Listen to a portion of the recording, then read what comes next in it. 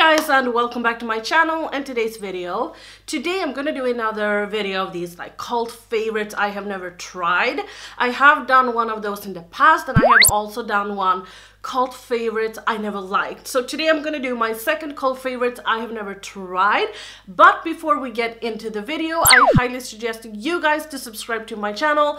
I upload videos every single day, so you get a lot of content here. But let's get into the video. So the first product I have to talk about is the e.l.f. Matte for Matte palette. There are a lot of those out there on the market. We have the e.l.f. Matte for Matte, like the nude one. We have, I don't even know what they are called. The main reason is just because of the fact that they have come out with a lot of those palettes that doesn't really suit my makeup need. I do love a colorful eye or browns with some color in it, or some, you know, something like that. But the e.l.f. palette that has been released is way too neutral for my taste, so that's why I never tried one. The only one I really want to try is the e.l.f. Jewel Pop one. That's so freaking beautiful. I will talk about that in a future video because yeah, you will see why, but I will talk about it in a future video. The next product I have never tried is also an eyeshadow, and it's the Stila liquid eyeshadows. Everyone and their mother has been talking about these, and of course I have really wanted to try them. Not only do I really love the packaging of them, I think that they are very some people say that they are very clumpy or clumsy, but I actually think that I do love the packaging of that. I think it's so beautiful. But the main reason why I haven't purchased them is because they are so freaking expensive. I don't really know how much money it is in the US, but let me check how much it is for me to purchase. So I did check on Beauty Bay, and usually it's more affordable on Beauty Bay than it is in Sweden. And it's $36 for one eyeshadow, which is insane. I mean, that's just ridiculous. It's so crazy to me, and just for the fact of the price, I have not went and purchased one. Maybe if I could get my hands on them and get them at the fair price, I would try them. But just for the fact of the price, I cannot bring myself to pay that much for one eyeshadow. And especially with the collection that I have, I just feel that I would not use them that much, so I haven't tried them.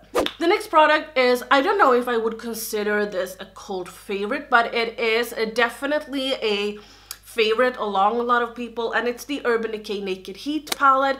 I did not realize this, but I talked about this in one of my Will I Buy It video, that I only have like 2 products from Urban Decay.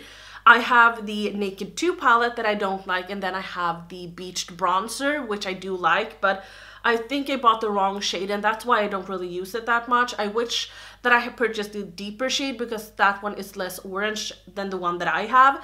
Anyway, I don't know what it is about Urban Decay that makes me not want to like purchase it. I talked to one of my subscribers the other day, and we talked about Urban Decay, and we were both like, sometimes they do release some fun stuff, but it is something about it that, you know, when I see pictures of it, I'm like, yeah, okay, I want to get that.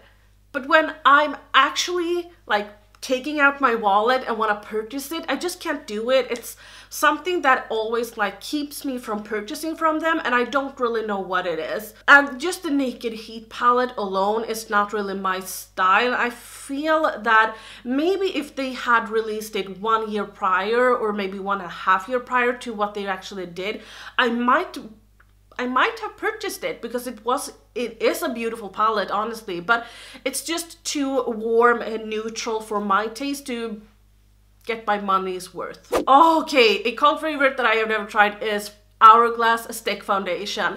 I have never tried it, and I have never tried anything from Hourglass. I am really intrigued to actually try something from Hourglass, but I have tried 3 stick foundations, and what I can notice with everyone is that it's just not a good deal. I tend to go through them quite quick because I use a lot of foundations, so definitely it's also my fault, but the the price of that is also like something that just doesn't make me want to go through with my purchase. It makes me not want to purchase it. But I still would love to try it, but I would not want to spend that much money on it. I know that the people in the US, you have like so many great discounts, and you have sales, and you have that, and we don't really have that much sales. And if we have sales, it's like on products that I don't even want to purchase. I don't know, it's just always products that I have to pay like full price for, and when I have to pay full price for that, I don't really want to do it. I don't really want to pay $60 or $50 or whatever it is for a stick foundation that's gonna last me maybe not even a month, and I might not even like it because it is too dewy. Often stick foundation is very dewy, and I don't know, no. Another product that I have not tried is from Natasha Denona, and it's her Sunset palette. I think that has gotten the most hype. And I haven't tried anything from Natasha Denona, to be honest, and I'm not really intrigued to do so either. I don't feel that much money is necessary for me to spend on an eyeshadow palette. I might buy one 5-pan eyeshadow palette in the future, because that I think I could pay, but I don't want to pay $129, $200. I can only imagine if Natasha Denona would come to Sweden, how much money it would be. Oh my god. Like $129, and then they would put taxes and everything on that and add money to it. I don't know how much money it would be, to be honest. I'm really scared to even start thinking about it.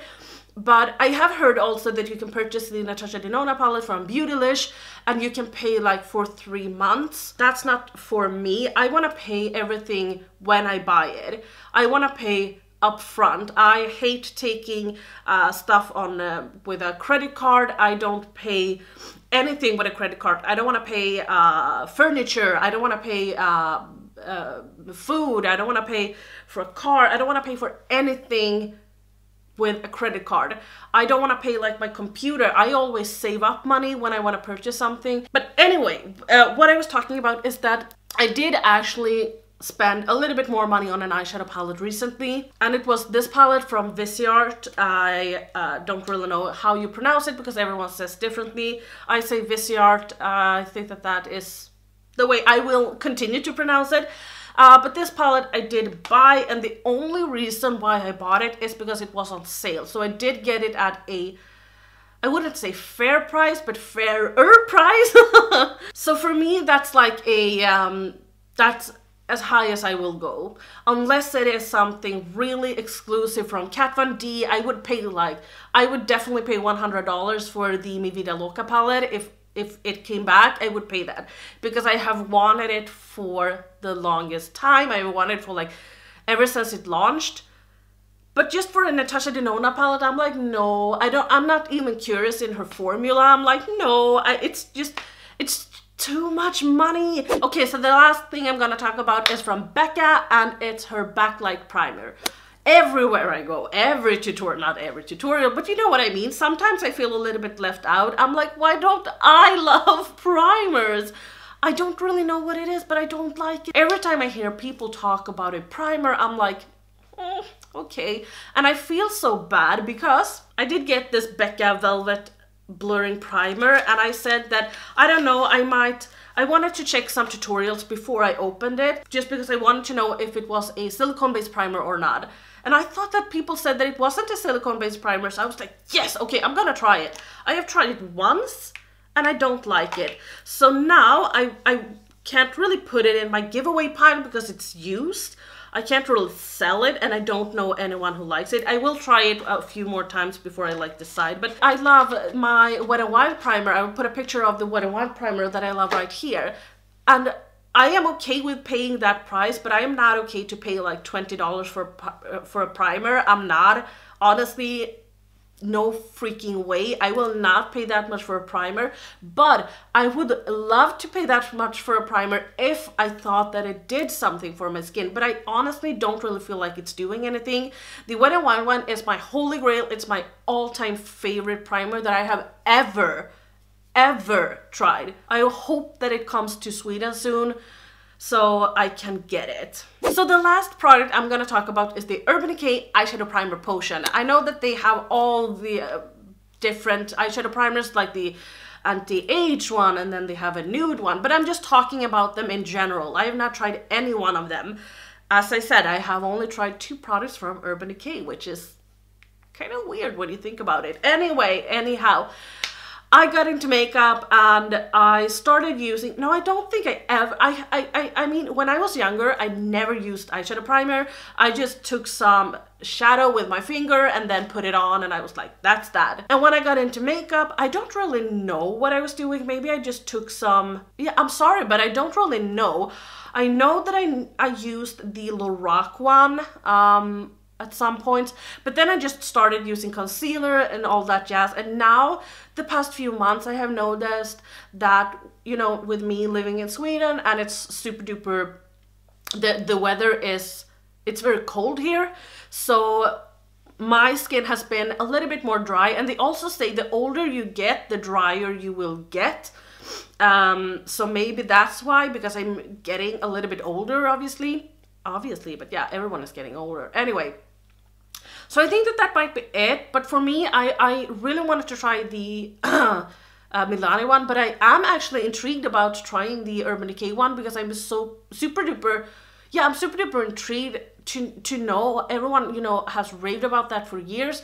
They don't really rave about it anymore, but they did, and I'm really curious in the formula just because I have just started loving eyeshadow primers and I really want to try that one. So when my Milani one is out, I might actually purchase it. I did want to purchase the Urban Decay one before my Milani, but they didn't have it in stock where I live, and I was just like, okay, fuck it, I'm gonna then I will order the Maybelline, the Milani one instead.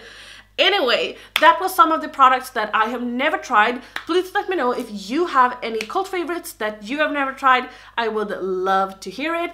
But that was all from me today. I really hope that you enjoyed this video. Please don't forget to like and subscribe, and I will see you tomorrow. Bye!